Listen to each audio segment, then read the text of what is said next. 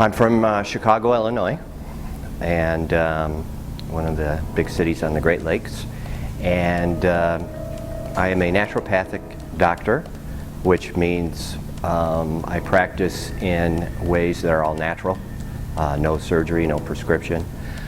We feel that the body can heal itself if you give the body what it needs to heal itself. My passion has been in cardiovascular disease.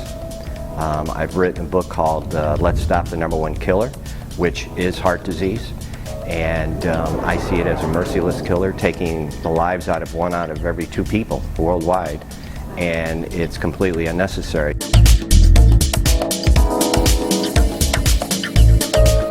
Well, my vision, my passion, what I believe will really win the war against heart disease is actually twofold. One is non-invasive screening that's affordable.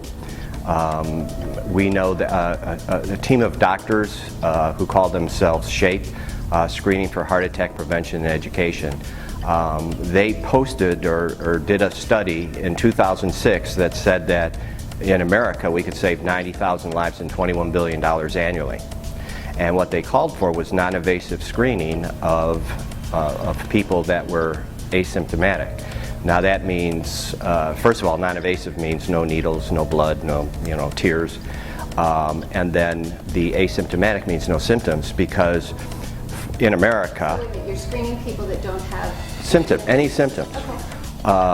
In America, 300,000 Americans die every year, and I don't know what it would be here in Canada, but that's based on 300 million, so what would that be, 1%? 1%, I believe. Yeah. So 1% of Americans die every year of heart disease that is, there's no symptoms. The first symptom you have is death. And it's from something called cardiac arrest. Now, cardiac arrest is different than a heart attack. A heart attack, it develops over time, coronary artery disease, and we can talk about that. Starts at a very young age, 5, 6, 7 years old. It doesn't start when you're 20, 30, 40. It actually starts at a very young age and progresses very rapidly. But you get warning signs. For men, it is chest pain, pain in the left arm. For women, it's exhaustion. So, which is, women tell me a woman that's not exhausted. Yeah. And so they ignore that sign, or they go show up at the doctor and say, hey, I'm really feeling exhausted and tired. And they say, well, that's probably stress, anxiety. Here's some antidepressants. We'll see you again tomorrow. In the meantime, she drops dead of a heart attack because they didn't do that cardiovascular screening. So their recommendation, that task force of 40 cardiologists, and they sent it to all the other cardiologists, was to provide this non-invasive screening. We need new technology to scan people before it's too late, because by the time they come to us cardiologists, it's too late. There's very little we can do for them, and we are bankrupting the system. So my first idea is to screen people, get them an affordable screening, and then secondly, the solution would be a natural, something natural that they can take to either prevent or reverse if it's, they've already had a heart attack, or they have cardiovascular disease like diabetes or high blood pressure, or something else that could lead, or even erectile dysfunction for that matter, that can lead to a heart attack.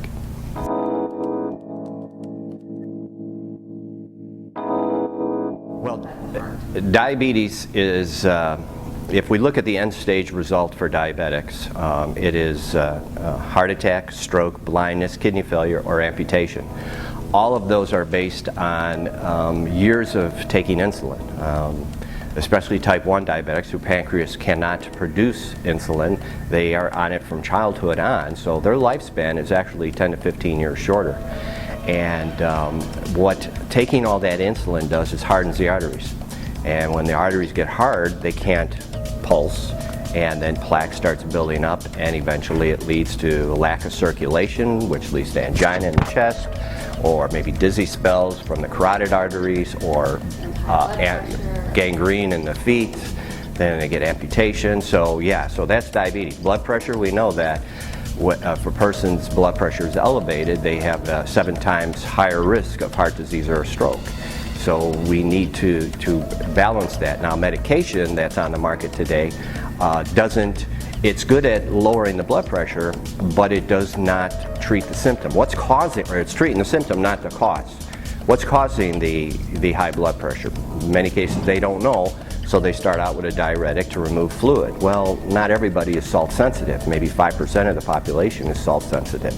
Or they'll slow down the heart rate. Give them a beta blocker, slow down the heart rate. Yes, that lowers your blood pressure, but what ends up happening is when your heart starts beating slower, it's producing less blood, less oxygen. So then your other organs respond appropriately by slowing down. Your pancreas, your spleen, your gallbladder, your lungs, your brain, everything begins slowing down, and you end up with congestive heart failure.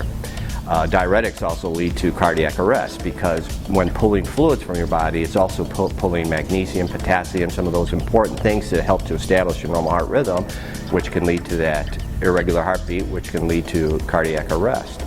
So these, or the ACE inhibitor would affect the kidneys. They affect the kidneys, adjust the blood pressure, but in the meantime, it's actually harming the kidneys. In fact, most medication harms either the kidneys or liver because they are toxic chemicals. And so they're not solving a problem, they're just kind of covering it up. Well, everybody's happy because your numbers are low, but then you have congestive heart failure or cardiac arrest or stroke or something else, but you went out with normal blood pressure and normal blood sugar, so, you know.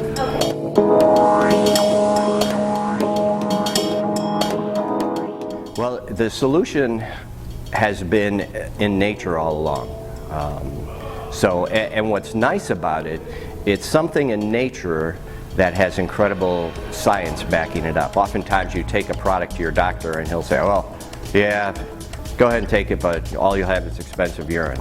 Well, this is something called nitric oxide. It was discovered, well actually it's been researched for some 30 years now, but 3 American scientists won the Nobel Prize in 1998 on the discovery of the role nitric oxide plays in the body. And the way they really discovered that was by accident.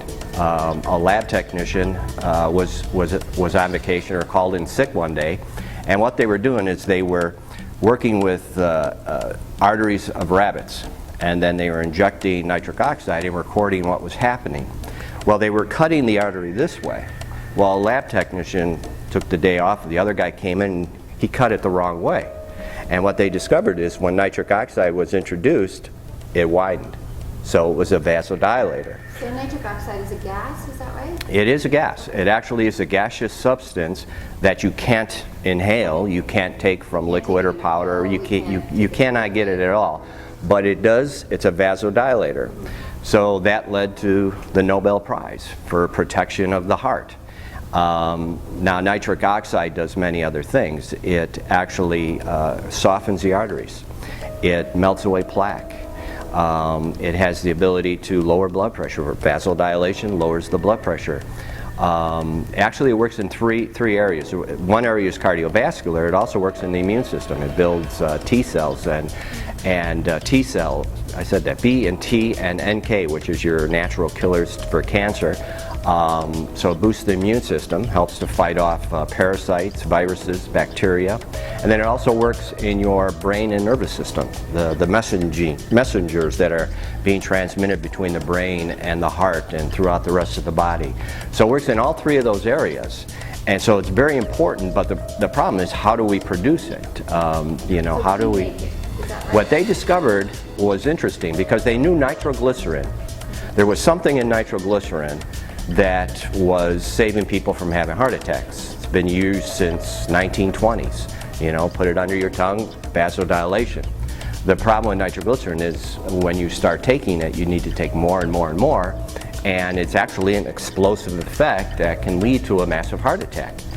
But they said there's something in there that must be very important to the body, and the body must be able to produce it on its own. So it was the nitro part of the nitroglycerin.